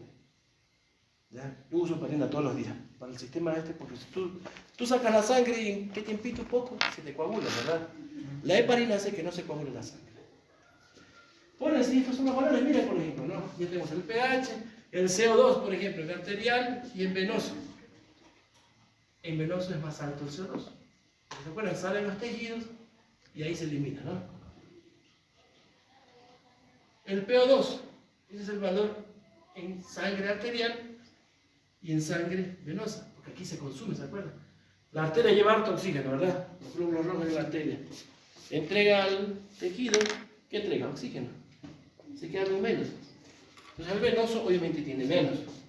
Y en fin, eso es un valor, ya lo van a ver ustedes, solamente les quería más o menos una especie de interpretación de lo que significa el equilibrio ácido-base. No todo se hace con medicamentos. Yo les decía una técnica de esto de respirar rápido o respirar profundo. El darle líquidos. Si tengo un paciente que tiene está entrando en insuficiencia renal, hay varios tipos de insuficiencia renal para decirles, ¿no? Una de ellas, por ejemplo, porque estoy deshidratado. No he tomado líquido porque estoy en el desierto y estoy sudando encima y no tomo líquidos. ¿Cómo voy a producir orina? Quiero que produzca orina el paciente deshidratado. ¿Qué le voy a hacer? Por lógica. Hidratar. Tratarlo. ¿Con qué? Dale esta solución acuosa con electrolitos. ¿Ya? Ah, no puedo tomar por la boca. Pon un suerito, ahí sí pone suerito. ¿Ya? No porque mañana tengo partido de fútbol y necesito harta vitamina. Eso no es indicación de poner sueritos. ¿Ya? No como el Jairo dice, estoy chuchaqui. Póngame un suerito para pasar el cheque. Deja de tomar mejor, ¿verdad? Si no quieres estar chuchaqui, ¿sí o no? Aquí te venden, antes de irte a la fiesta, tómate un frasquito que andan vendiendo ahí. Es un medicamento. Es un medicamento, son enzimas de hepáticas que le llaman. Se me fue el nombre. Y te lo andan vendiendo como que fuera caramelo. O sea, yo no sé, la industria farmacéutica está muy irresponsable últimamente, más de lo que siempre ha sido. ¿Ya? Mejor eso, no tomes eso. No quieres chuchaqui, no tomes. Hasta acá huele a cerveza. Profe, ¿y es verdad que para que no te coja muy rápido el alcohol tienes que comer grasa? A ver, es obvio que si vos tienes un estómago lleno, Una amiga mía, es obvio que si vos tienes estómago lleno, va a ser, entre comillas, más demorado la absorción del alcohol. ¿Sí? Pero igual te va a dar, ¿no? Pero obviamente va a demorar. Ahora, si tienes estómago vacío, es un líquido, los líquidos circulan más rápido. Toma agua, te llega al estómago. Y en ratito ya está acá y se va a absorber. El alcohol se absorbe no solo por vía oral. Yo me pongo alcohol aquí, se absorbe el alcohol. Por eso el alcohol, gel de mano y todo. Creo que alguna vez sí les conté como hasta hace algunos años muchas muchachitas aquí en la ciudad de Quito se emborrachaban por otra vía. Cogían los tampones vaginales y los humedecían con alcohol. Y se emborrachaban y decían, ¿pero por qué? Porque la mucosa vaginal, como la mucosa rectal, la mucosa óptica, la mucosa nasal, todas las mucosas absorben. Y se emborrachaban tomando alcohol por vía vaginal, que es una locura, es una cuestión, salía a las cabezas. Más que loca, te va a dañar la mucosa vaginal, el alcohol es un elemento que en altas dosis, si las manos te destruyen. Imagínate la mucosa vaginal, que no está preparada para eso. Pues te va a provocar lesiones. ¿Ya? Y hay mucha gente ahí. Cuando la gente usa las drogas, no tienen idea del daño. La gente piensa que la droga solo hace daño, nada más el efecto. La cocaína, mucha gente que usa cocaína inhalable, tienen destrozada la nariz. A veces con perforación de tabique. No, así, inhalar nada más. ¿Ya? Van destrozándose todo. Ojalá no hayan tenido mala experiencia ustedes. Yo he tenido una persona conocida, más de 20 años cocainómana. Persona que hasta la pinta, el tipo era una cosa horrorosa, así deformado toda la cara. Por feo. Bien, preguntas a ti. Qué rico.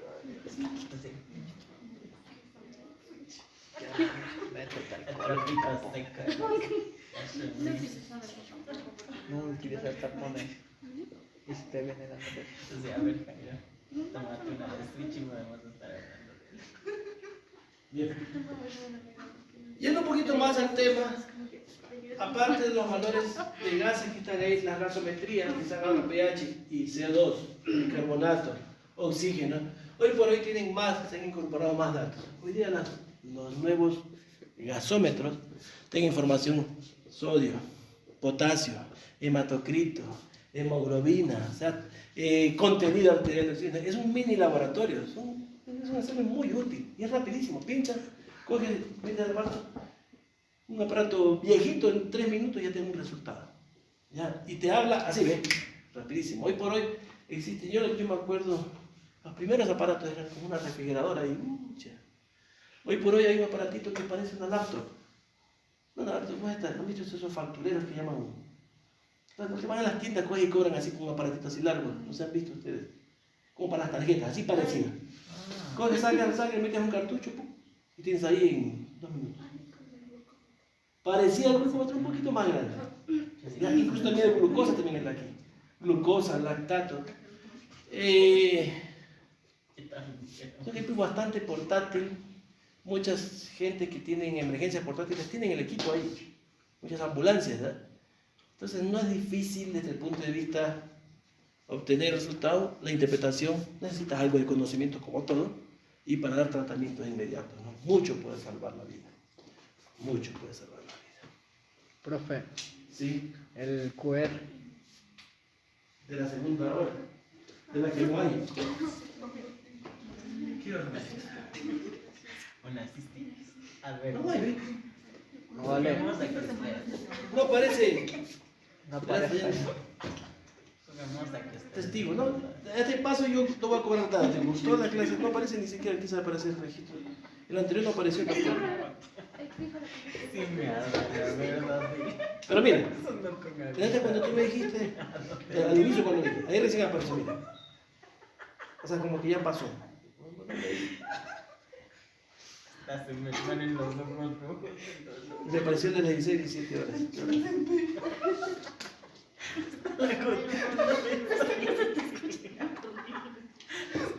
Hasta la lagrimita de él.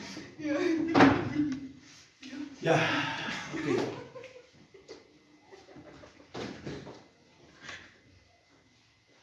Vamos a tener 5 minutos para ver. Creo que se viene solito.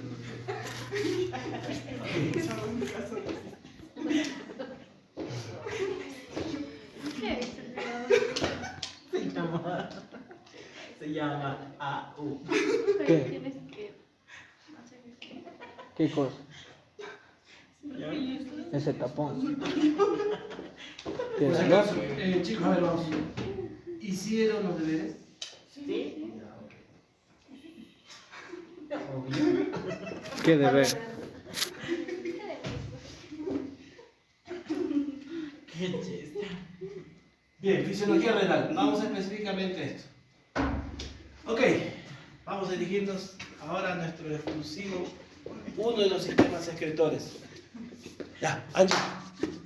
Chiste, Gabriel, no se te lo voy a poner allá, lo abrí solito, Gabriel. Ya. Es que no alcanza a ver. Ah, entonces ponte aquí, ve, aquí en vez de venga acá, ve. Aquí. Ya, Gabriel, ya. Déjame la clase, Gabriel. Ya, en serio. Ya. Sistemas de excreción. ¿Cómo excretas cosas?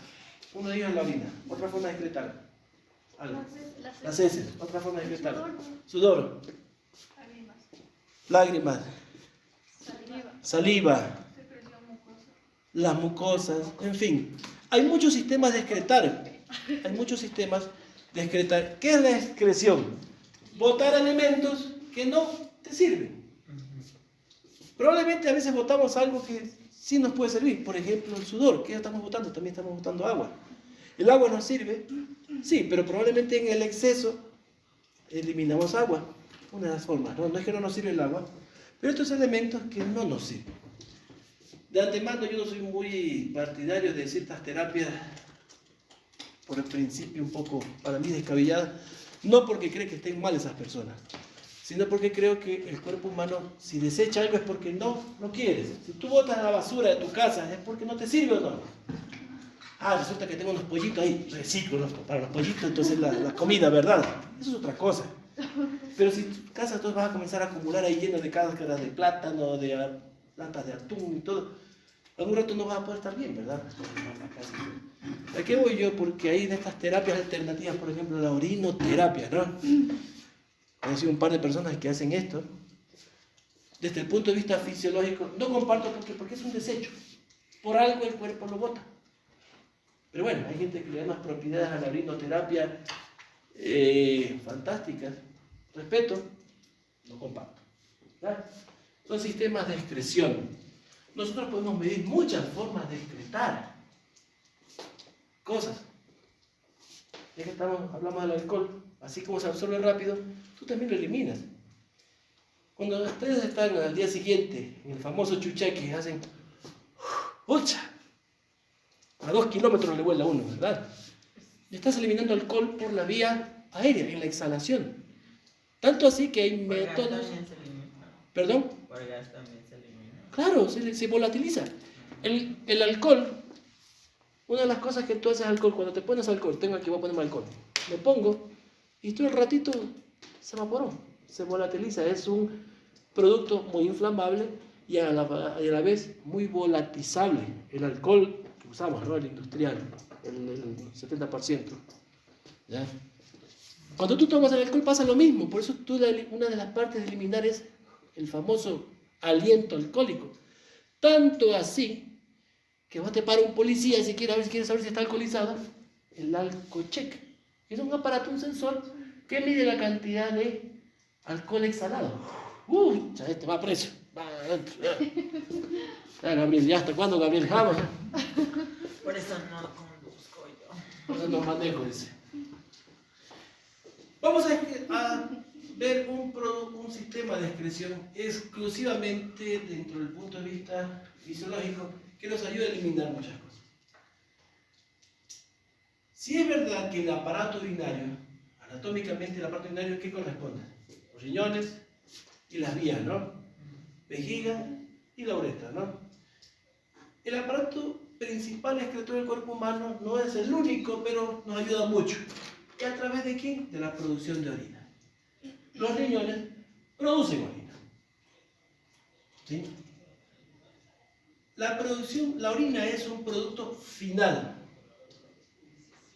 Van a ver ustedes cuando hablemos de la parte fisiológica renal que la orina es el producto final. ¿Ya? Ya les voy a decir cuándo es el final. Uno puede decir, esto sí es orina. Pero el riñón tiene otros elementos. Si yo controlo la cantidad de producción de orina, quiero decir, hoy día voy a producir mucha orina. Abro la llave. Hoy día quiero producir poca cantidad de orina. Cierro la llave.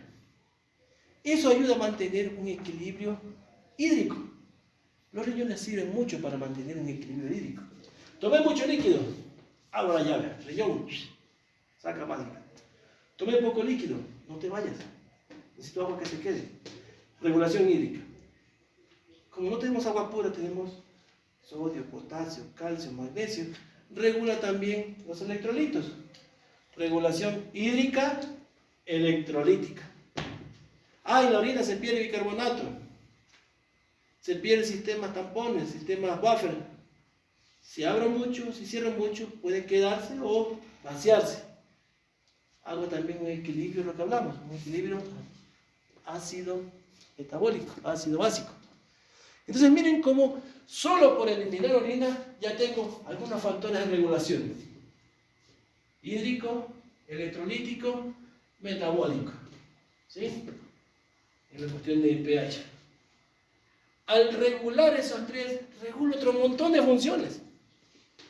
Ya dijimos uno, la acidosis, la alcalosis, metabólico.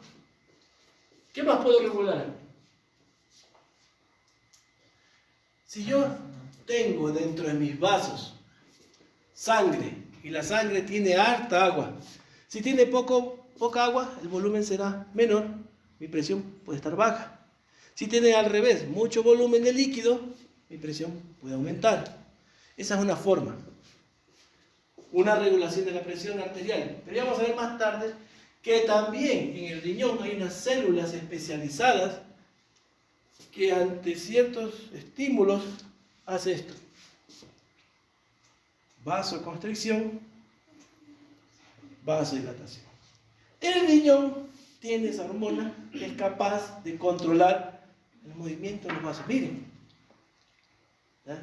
El riñón. Entonces vean que ya miren qué más funciona más el riñón. Aparte de ese riñón, tiene una hormona también que ayuda a producir, a estimular la producción de glóbulos rojos. Regulación electrolítico, de agua, pH, mantenimiento de homeostasis. O sea, ¿qué es la homeostasis? Una especie de equilibrio dentro del cuerpo. ¿Ya? ¿Qué pasa si no elimino mis desechos? Se acumulan y me van a dar lugar a una intoxicación. Los productos que no se eliminan intoxican el cuerpo humano. Si tú no haces deposición 2 días, ¿cómo se llama? Estreñimiento, ¿verdad? Pero si definitivamente te tapaste, ¿qué va a pasar? Te va a dar un problema grave. ¿Sí? Un estreñimiento puede ser algo ligero. Chuta, dice, me duele la barriguita. Bueno, ya hice hoy día, ya hice. Después de 3 días lo cual. Pero si dejas de hacer, te va a dar un problema grave. Te puedes morir por eso. Te puedes perforar el intestino. ¿Ya? Una situación grave. Si dejas de orinar, lo mismo, pero más rápido. Si no eliminas desechos, es más grave todavía, porque esta ayuda a controlar un sinnúmero de elementos. Bien. Anatomía, a ver, ¿quién me quiere ayudar con la anatomía? Ustedes sí saben ya. ¿Cuántos riñones tenemos? Dos. ¿Cuál es más alto? ¿Y por qué? ¿De qué tenemos aquí? El hígado. ¿Y el hígado qué hace? Va a empujar a un riñón. El derecho está un poquito más abajo que el izquierdo. Bien, ¿qué más? ¿Por quién es alimentado el riñón? Por las arterias renales, ramas directas de la aorta abdominal. Bien. Luego también sale a su vez las venas renales que van a drenar a una vena que se llama la vena cava inferior. Bien, ¿qué más? Entonces, básicamente tenemos dos partes principales anatómicas. Un órgano filtrador, que son los riñones, uno a cada lado de la columna, y unos órganos colectores, que son los que nacen desde el riñón. ¿Qué significa colector? Que recolectan, ¿no?, lo que sale del riñón. Cálices mayores, cálices menores, menores, mayores, pelvis renal, pelvis, uréter, vejiga, uretra. Anatomía, órganos filtradores, riñones, órganos colectores, pelvis, uréter, vejiga, uretra. No vamos a dar más especificaciones anatómicas, son de escuelas de anatomía. El aparato urogenital de embriología, eso se sabe también bastantísimo ustedes, yo sí sé que eso sí saben. Los riñones se forman, pues, obviamente, de un sistema conformado a nivel caudal, ¿verdad?, con una conformación de tres grupos: pronéfron, mesonefron, metanefron. La embriología de esta clase simplemente desde la cuarta semana ya comienza a aparecer cúmulos de células que van a ser el futuro del aparato urogenital, ¿no? Urogenital porque el origen es común, tanto del sistema renal como del sistema genital, ¿verdad? Son células que luego se van diferenciando. Nosotros, a diferencia de los animales, sobre todo de las aves, tenemos diferente nuestro sistema urinario y nuestro sistema genital. Es probable, sí, que por ejemplo la uretra termine en el caso en el hombre en el pene y en la mujer en la vagina, pero sus orígenes son diferentes. A diferencia de las aves tienen la famosa cloaca que se llama, ¿no? Ellos, el mismo sistema eliminan heces y el mismo sistema eliminan orina. Por eso yo siempre alguna vez, yo he una situación que a veces preguntaban a un profesor mío hace muchos años, ¿no? Y era una forma de evaluar a las partes, sobre todo los médicos que estaban en ese entonces. Y decía, ¿por dónde orinan las mujeres? Por la vagina. No, orina por la uretra, que está en la parte superior de la vagina. No son sistemas iguales. ¿Hay trastornos congénitos? Sí, nosotros hemos visto trastornos congénitos que muchas veces se forma el uraco, por ejemplo, ¿no? Y que es básicamente, terminan dentro de la vagina, eso sí, en el canal vaginal termina ahí la uretra, por ejemplo, ¿no? Hay trastornos congénitos, una amplia gama de un mal desarrollo de una no diferenciación entre el aparato genitourinario. Bien. ¿Qué es lo que nos interesa a nosotros básicamente ya en la parte histológica?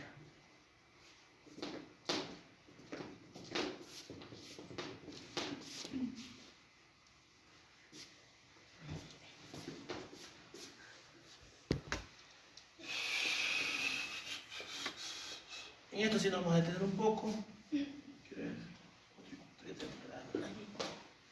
¿Quiere pausa? ¿Sí?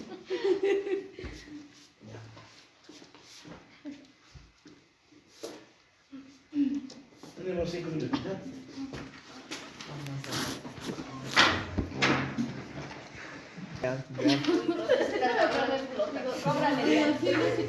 Oye, sí, Diana, cóbrale. 2 puntos, dice. 0,25 el parcial. Esa, ya le voy a traer yo Bien, vamos. también. Ahora sí. Oye, qué lista, Diana. Hay que traer. Gabriel, dame de recreo 20 minutos y ya no estoy truquito. Ya. Y ahora sí, ya que está feliz, vamos a atención completa. 20 minutos, no, un poquito más, no hablo. Bien, riñones. La anatomía básica ya vimos, me interesa la parte histológica, porque la fisiología en este caso depende mucho de la histología, ¿no? Tenemos una cara interna, que es lo que se denomina el ilio, ¿verdad? Se para esa denominación anatómica ilio, que es por donde están los vasos, ¿no? Una arteria renal, que entra, vamos a ver con los vasos, una vena renal, que es la que recoge la sangre, y un sistema colector que nace del riñón, ¿no? Tenemos una parte, entonces, la parte interna, anatómicamente, el hilio, y la parte externa, ¿no? Histológicamente se divide en dos grandes grupos, una corteza renal y una médula renal.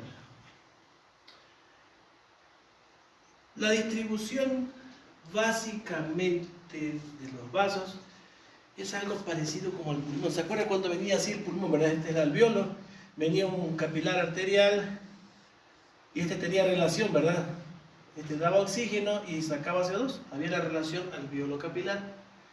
Aquí algo parecido, pero es el mismo vaso, que va a entrar al riñón, entra por esa arteria, una arteria la renal, luego vienen arterias segmentarias para los diferentes lóbulos, lobo superior, medio, inferior, etc. Luego las arterias falciformes, arterias arqueadas, y luego estas arterias pequeñas que vamos a ver luego, las interlobulares, y luego comienzan a generar hasta terminar en el capilar renal. El capilar renal hace esto, sigue esas arterias, ¿no? Dividiéndose, luego viene aquí y hace esto. Y hace una especie de un ovillo. El capilar, ¿viste el ovillo para tejer, verdad? Hay cuenta que el capilar se hace así, 500, unas cosas, una vuelta hacia adentro. Y esto así, todo esto aquí, y luego se hace el capilar otra vez, termina así. ¿Ya? Este capilar, este ovillo, está envuelto en lo que es el inicio del sistema colector de ellos.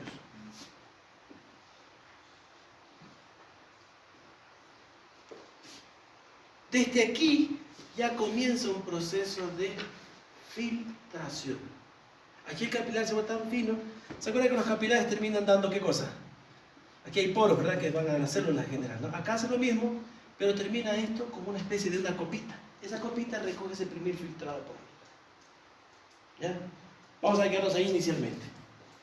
Entre las arterias se ven dividiendo hasta generar ese ovillo. El sistema colector básicamente tiene dos cálices. ¿Qué es una cáliz? Ustedes que son religiosos católicos, ¿qué es la cáliz? La copa, ¿verdad? Una copa, sí, ¿verdad? Esto, ¿qué dice? Mujer pecadora. Que Sandy va a la iglesia. ¡Qué horror! ¿Qué habrás dicho?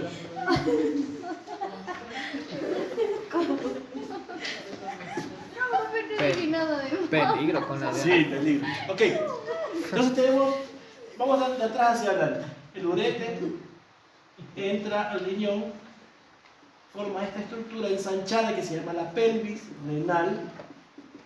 ¿Sí? La idea del ureter, la vejiga y la uretra, ¿no? El riñón, el ureter, uretra, es lo mismo, ¿no? En su parte superior se dilata y forma la pelvis renal. Esa pelvis a su vez da dos estructuras, unas así grandes, que se llaman las cálices, estas copas así, cálices mayores, mayor, ¿no? Y luego cada una de esas se subdivide a su vez en otras cálices menores.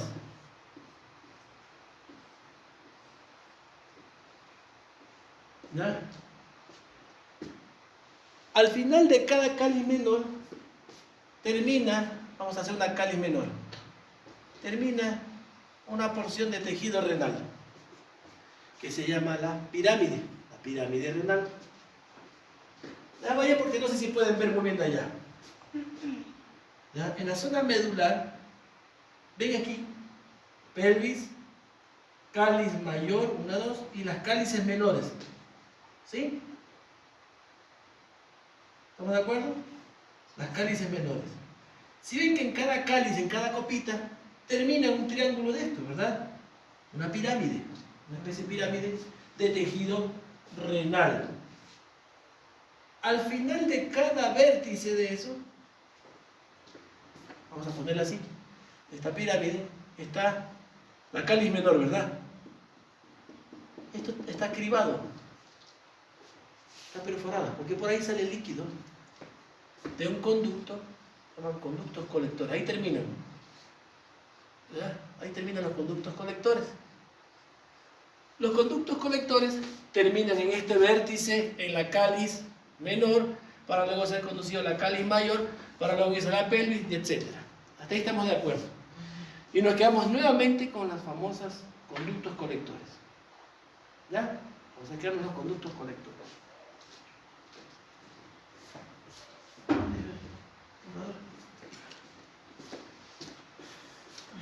Perdón que vaya de atrás para adelante. Creo que es más fácil así.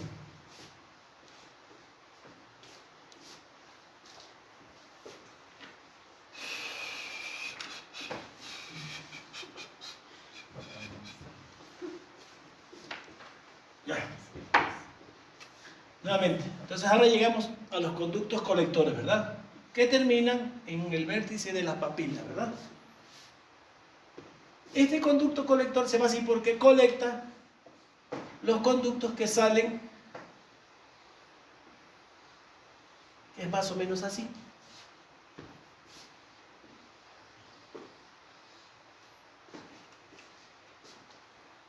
¿No tienes marcador rojo? No. No. Vamos otra vez a las arterias. ¿Se acuerdan de esa última arteria, esa arteriola que decíamos, la última? Viene aquí, entra, forma este ovillo y sale. La unidad fisiológica del riñón se llama a esto de aquí. Se llama la nefrona. La nefrona. Pregunten, ¿cuál es la unidad fisiológica del riñón? La nefrona. ¿Ya? Es básicamente que los vasos, el capilar, la arteriola, ¿se acuerdan que las arteriolas, qué tenían las arteriolas? Son así, ¿verdad? Si la vemos así de frente, ¿no? Tiene una capa, el endotelio, al lado tiene una capa muscular y la adventicia. Así son los vasos, ¿verdad? La arteriola tiene esta capacidad de ¿qué? De contraerse. Tiene músculo, ¿no? Entonces esta arteriola puede cerrarse o abrirse, dependiente de las necesidades que tenga yo de flujo acá. ¿Quiero llevar más flujo a la nefrona? ¿Qué hago? Vasodilato. ¿Quiero llevar menos flujo? Hago vasoconstricción. Bien. Una vez que llego a esto de aquí, se forma este ovillo. Esto forma una especie de igualmente una copita, ¿no? ¿Sí? A esta estructura que ven así, de ese ovillo, no es tanto así como ovillo, ¿no? Ya van a ver unas fotos. Que ven así, se llama glomérulo. Glomérulo, a esta estructura así ovillada. Y esta copita que tiene aquí, lo que recolecta, lo que sale de aquí, de lo que sale del primer filtrado que sale de esto de aquí, es recolectado en este sistema colector. Haz de cuenta que son como las canaletas de la lluvia. ¿Sí? Las canaletas de la lluvia, ¿qué recolectan? El techo así, ¿verdad? Este es el techo, ¿verdad? Hay unas canaletas así. Entonces lo que gotea de aquí es recolectado en esto. Esto se llama la cápsula de Bowman. Recolecta así como las canaletas que llevan al agua en este. Y luego lo conducen a unas tuberías. La cápsula de Bowman. Glomérulo, la cápsula de Bowman, recolecta esto y luego viene y forma un tubo, porque este recolectado termina en un tubo. La primera porción, una segunda porción y una tercera que se va a comunicar a qué tubo. ¿Qué tubo era este? El colector que terminaba en el vértice, que terminaba en las cálices menores para las cálices mayores, pelvis, uretra, etc. ¿Ya? ¿Estamos de acuerdo? La primera porción. Este de aquí es una porción que tiene inicialmente, se llama, vamos a hacerla ahora más diagramada. ¿Ya? Otra vez la cápsula de Bowman, el glomérulo, sale así y hace esto. Hace un asa. Asa. ¿Ya? Proximal. O túbulo proximal, no, túbulo proximal se llama esta parte de aquí. Túbulo proximal, luego viene baja y hace una U. a esta porción que va así, llevando el filtrado, se llama asa de Henle.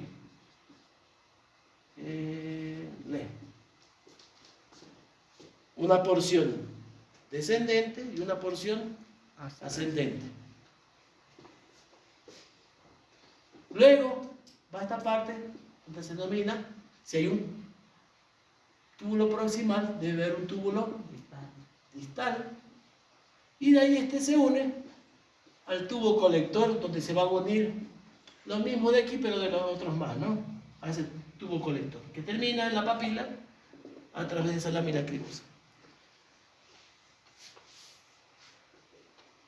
Tenemos que entender esto, porque si no entendemos esto, no entendemos lo siguiente. ¿Está claro hasta aquí? Esta parte histológica. Gabriel, te veo dudoso.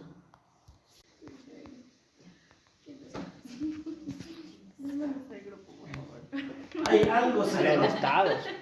Algo se ve eso. Las arterias entran, van dividiéndose hasta llegar y generan, miren, sube la arteria y genera ese ovillo, denominado glomérulo. ¿Te acuerdas que a nivel capilar ellas dan líquido, ¿verdad?, hacia los tejidos? En este caso no al tejido, sino a este sitio de recolección, que se llama cápsula de Bowman. Se recolecta la orina en esa cápsula. Haz de cuenta, como así como el techo que recoge la lluvia, y de ahí va hacia los conductos hasta llegar al conducto colector. Pero esto tiene anatomía. Leyéndola acá otra vez. ¿Ya? Cápsula de Bowman, glomérulo, sale el líquido filtrado por primera vez. Y verán que no digo orina. Todavía no digo orina. Filtrado. Sale el líquido filtrado, pasa por este túbulo proximal, viene, desciende, llega a esta asa. Una asa es eso, una figura anatómica, geométrica, que hace esto, ¿no? Una especie de una asa descendente, una rama, y luego una rama ascendente, sigue, llega al túbulo distal, y en el tubo distal, aquí sí, ya se comunica con el otro túbulo colector.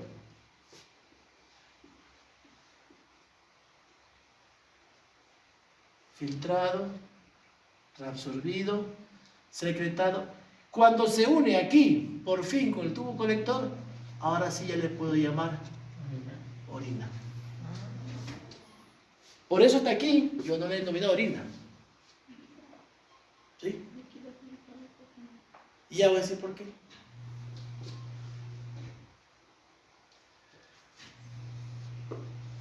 Chuta, hay un día así ando pésimo dibujando. Más que decir. ¿Qué se llama filtrar? Señala, ¿qué es filtrar? ¿Qué significa filtrar en general? ¿Qué es una filtración en términos comunes? Sacar impurezas. De cierta forma, eliminar algo, ¿verdad? Y retener algo. Voy a poner un filtro de agua. Se me quedan las impurezas y sale el agua, entre comillas, un poquito más pura, ¿verdad? Eso es Voy a filtrar la harina. Ustedes que son pasteleras expertas, ¿no? No tienen que a filtrar harina. Tamizar, ¿no? Tamizar harina. Los grumos grandes se quedan arriba. La idea es generar un producto de mejor calidad después de esta, ¿qué sería? Factor mecánico, ¿no? Sí, porque es un factor mecánico. ¿Ya? Si yo voy otra vez a mi vaso, hace esto de aquí. Uno de los productos que más se filtra fácilmente es el que más hay en el cuerpo humano. ¿Cuál será? Agua. ¿Cuál es el producto que más hay en el cuerpo humano? Agua. El agua atraviesa fácilmente, entonces sale agua. Cualquier cantidad de agua. Muchísima agua. Haz de cuenta que yo puse el sedazo ahí y abrí la llave. El agua pasa facilito. Por ahí se quedó una partícula de lo que vino, no sé lo que sea. Pero el agua pasa fácil por un sedazo, ¿verdad? Más o menos así. Se filtra altísima agua. Voy a comenzar solo con el agua. Aquí, hasta aquí llega agua que si yo no hago nada, en una hora estoy totalmente deshidratado. ¿Ya? Primer proceso es un filtrado. Yo no puedo permitirme perder agua. ¿Qué tengo que hacerla? Retenerla, nosotros decimos reabsorber. A nivel del asa proximal, esta parte de aquí que les decíamos, que le pusieron nombre, mucha del agua es reabsorbida. Yo les decía que nos quedemos un poco con la anatomía, que les hice el dibujo así. Pero realmente, miren, este vaso que sale de aquí, no es que se va para allá, este vaso va acompañando al túbulo colector. Aquí tenía una intimidad amplia, ¿verdad? En la zona del glomérulo con la cápsula. Pero aquí también ese vaso va acompañando a los túbulos con el objetivo de que ese líquido que salió en el asa de Henle se ha reabsorbido a un vaso y esté llevado. La segunda parte del filtrado se llama, la segunda parte del tránsito, ¿cómo se llama? Una reabsorción. Sale, va el líquido por aquí, llega a ¿dónde? Al túbulo distal, y el túbulo distal, en cambio, aquí se secretan sustancias. En la siguiente clase vamos a ver todas las sustancias que se reabsorben, todas las sustancias que se secretan y todas las sustancias que se filtran. En cambio aquí, en vez de reabsorber o filtrar, se secretan sustancias en el túbulo distal. Al final de todo esto, de un filtrado menos una reabsorción más una secreción, es lo que nosotros denominamos harina. Por eso les decía yo todo esto. Matemáticamente es así. La orina es igual a un filtrado menos una reabsorción más una secreción. Esa es la orina. Un producto final, ojo, porque eso matemáticamente es así. Filtración menos, filtré todos los estudiantes, entraron todos. Pero me entraron 200, no entran aquí. Los reabsorbo, los saco por allá. Se me van otra vez para afuera. Pero a su vez necesito secretar, eliminar otras sustancias que no fueron en el filtrado. Meto esta sustancia por acá. Más o menos así. La orina es el resultado de un filtrado menos un reabsorbido más una secreción. Fisiológicamente eso es la orina. Yo por eso no puedo decir aquí a la parte inicial tengo una orina. Si yo tomo una muestra de esto de aquí, en la parte inicial, lo que más tendré que será ya no funciona este. Ya murió. Dile que te regale la contestación. Ya, a la próxima. Sí, no, no. Tú que eres el pila para todos. Sí.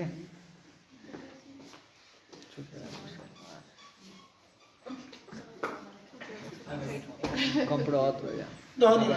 Sí, acaso yo te doy. No. Nada, es mentira. Aquí nomás pido. Eso. No te hagas la víctima, pobrecito. Mamá me mandó a comprar. O vas a estar como un primo mío que estudiaba en la ESPE, en la UTI hace 30 años atrás. Y mi tía más incrédula que le dice, mamá, él hacía esas clases de gastronomía, dice que vamos a hacer seco de chivo el día viernes. Que necesitamos 2 cajas de cerveza para hacer seco de chivo.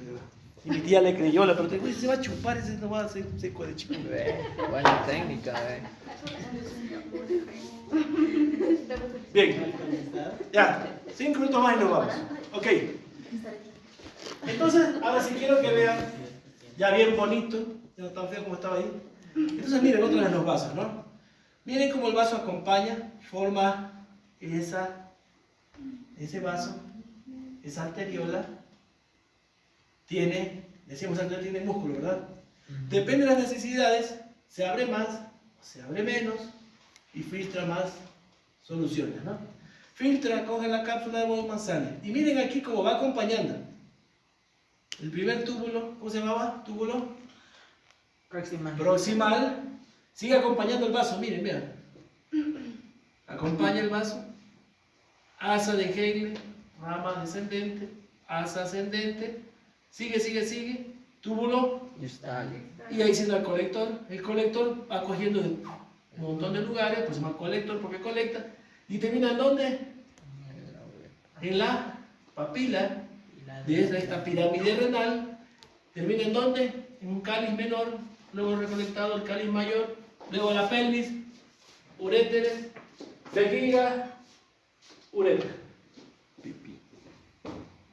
¿Sí? ¿Y si no? No. Sí, ¿verdad? Eso. ¿Cómo se llama la unidad fisiológica del riñón? Nefrona. ¿Ya? ¿De acuerdo? Muy bien. Hasta aquí.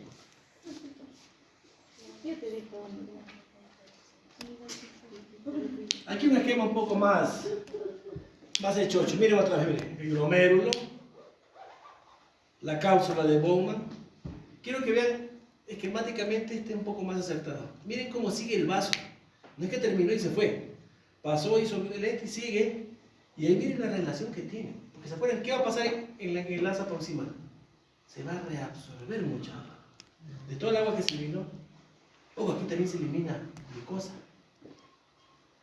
Se reabsorbe mucha glucosa. Hay mucha sustancia. Miren cómo acompaña, cómo acompaña. Y ahí sí ya sale, eso se transforma en vena y esto va teniendo relación. Y aquí ya la parte secretada.